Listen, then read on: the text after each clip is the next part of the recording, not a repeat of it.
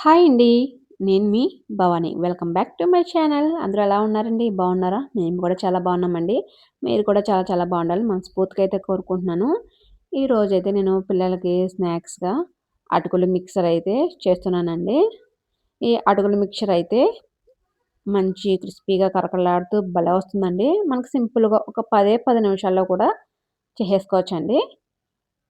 సింపుల్‌గా అయితే అయిపోతుందండి. వచ్చేయండి చూసేద్దాం. పాన్ పెట్టుకొనండి. గ్యాస్ ఆన్ చేసుకొని డీప్ ఫ్రైకి ఆయిల్ అయితే వేసుకోవాలండి. ఒక కప్పు అటుకులైతే తీసుకున్నానండి. ఇగోండి. ఇప్పుడైతే శనగపిండి అయితే కలుపుకొని పక్కన పెట్టుకుందామండి. ఇగోండి ఒక బౌల్ తీసుకొని ఒక కప్పు శనగపిండి తీసుకోవాలండి. ఒక బౌల్ అయితే వేసుకుందాం. ఇప్పుడు శనగపిండిలో కొద్దిగా ఉప్పు, కొద్దిగా కారం వేసుకొని బాగా కలపాలండి.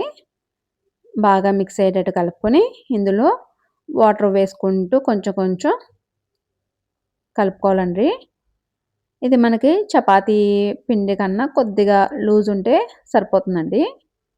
ఇదిగోండి ఇదైతే కలుపుకొని పక్కనైతే పెట్టుకుందామండి. ఇదిగోండి ముద్దయితే ఇలా కలుపుకోవాలి. ఇది మనకి ఆయిల్ హీట్ అయ్యే లోపల ఇలా కలుపుకొని పక్కన పెట్టుకుంటే మనకి ఈజీగా తొందరగా కూడా అయిపోతుందండి. ఇదిగోండి ఆయిల్ కూడా హీట్ ఎక్కింది. ఇదిగోండి ఒక జాలి దాంట్లో అటుకులైతే వేసుకొని ఇలా పొంగించుకుంటేనే మనకు తీసుకునేటప్పుడు కూడా ఈజీగా అయితే ఉంటుందండి. ఇగోండి అటుకులు ఫ్రై చేసుకోవాలండి. అటుకులు పొంగుతాయండి. ఇగోండి. ఇప్పుడు ఇవి ఒక జాలి గిన్నెలో అయితే వేసుకుందామండి. ఎక్స్ట్రా ఉన్న ఆయిల్ కూడా వచ్చేస్తుంది. ఇదిగోండి.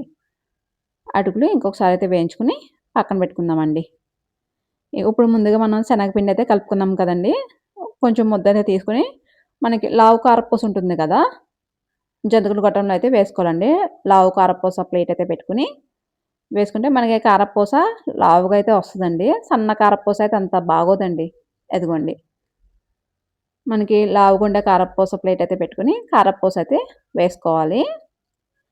మనకి కారపూస కూడా చాలా తొందరగా అయితే వేగిపోతుందండి. టైం కూడా పట్టదు. జస్ట్ అలా వేయడం, తీయడం అంతేనండి. ఇదిగోండి. మన కారపూస ఇంకో వైపుకైతే తిప్పుకొని వేయించుకోవడమే అండి. ఇది మనకి బబుల్స్ తగ్గిపోతే మనకి ఫ్రై అయిపోయినట్టండి. ఇవ్వండి. ఇది ఫ్రై అయిపోయింది. తీసేసుకుందాం ఇప్పుడు. తీసేసుకొని ఒక జాలి గిన్నెలో వేసుకుంటే ఎక్స్ట్రా ఉన్న ఆయిల్ కూడా వచ్చేస్తుంది. కారపూస కూడా ఫ్రై అయిపోయింది కదండీ! ఒక కప్ అయితే కార్న్ ఫ్లేక్స్ అయితే తీసుకున్నానండి. ఇవ్వండి కార్న్ ఫ్లేక్స్ ఆయిల్ అయితే హీట్ అయితే ఉండాలండి. అప్పుడు కార్న్ ఫ్లేక్స్ ఏసుకుంటే అవి పొంగుతాయండి కార్న్ ఫ్లేక్స్ అయితే. అవి కూడా వేయించేసుకొని ఒక జాలి గిన్నెలోకైతే తీసేసుకోవాలండి. ఇగోండి. ఇప్పుడు ఇంకొన్నైతే వేసుకొని ఫ్రై చేసుకుందాం. ఇవ్వండి. మంచిగా బావుంటాయండి కార్న్ ఫ్లేక్స్ కరకరలాడుతూ బావుంటాయి. ఇగోండి ఇవి కూడా ఫ్రై అయితే అయిపోయినాయి. ఇవ్వండి. మనకి ఆయిల్ హీట్‌గా ఉంటే త్వరగా అయితే ఫ్రై అయిపోతాయండి. ఇప్పుడు ఒక ప్లేట్ అయితే తీసుకొని వేయించి పెట్టుకున్న అటుకులైతే ప్లేట్‌లోకైతే వేసేసుకుందామండి. ఇప్పుడైతే ఒక కప్పు పల్లీలైతే తీసుకొని ఫ్రై చేసుకోవాలండి. మంచి దోరగా ఫ్రై చేసుకోవాలండి. ఇవి మంచి దోరగా వేగితే మంచి కమ్మగా అయితే ఉంటాయండి. ఇగోండి ఇవి కూడా ఫ్రై అయితే చేసేసుకొని జాలి గిన్నెలోకైతే తీసేసుకొని అటుకులు మిక్సర్‌లో అయితే వేసేసుకోవచ్చండి.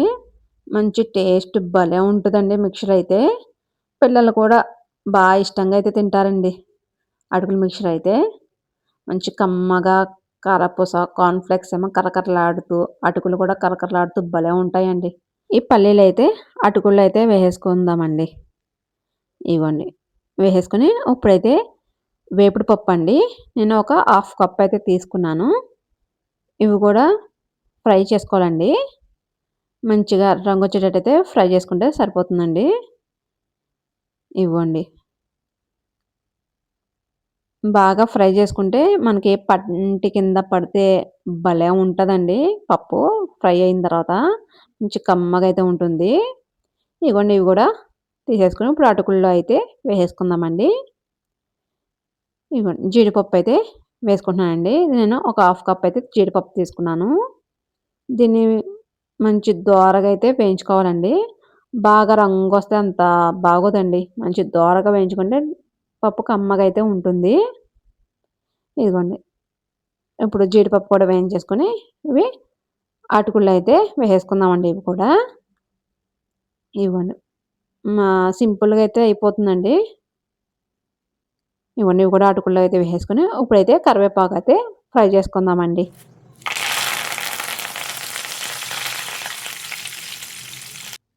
ఇదిగోండి కరివేపాకు కూడా ఫ్రై అయిపోయింది. మంచి క్రిస్పీగా అయితే ఫ్రై అవ్వాలండి. ఇప్పుడు ఇవి కూడా అటుకుల్లో అయితే వేసేసుకుందామండి. ఇదిగోండి. ఇప్పుడైతే ఒక ఫుల్లు వెల్లుల్లిపాయ అండి. చిన్నది వెల్లుల్లిపాయ ఫుల్ అయితే తీసుకున్నాను. ఇవి కచ్చా పచ్చా దంచుకొని ఫ్రై చేసుకోవాలండి. లేకపోతే మామూలుగా పచ్చిగా కలిపేసుకున్నా బావుంటుందండి ఫ్లేవరు. ఇగోండి ఇవి కూడా అటుకులో అయితే వేసేసుకొని, ఇగోండి ఇందాక వేయించి పెట్టుకున్న కార్న్ ఫ్లేక్స్ ఉన్నాయి కదండీ! ఇగోండి అవి కూడా వేసేసుకుంటున్నాను. ఇవి కారపూసండి. దీన్ని కూడా చిదుపుకొని వేసుకుంటున్నానండి. ఇగోండి అన్నీ అయితే వేసుకొని, ఇదిగోండి ఇప్పుడు ఇందులో అయితే కొద్దిగా ఉప్పు, కొద్దిగా కారం వేసుకునండి.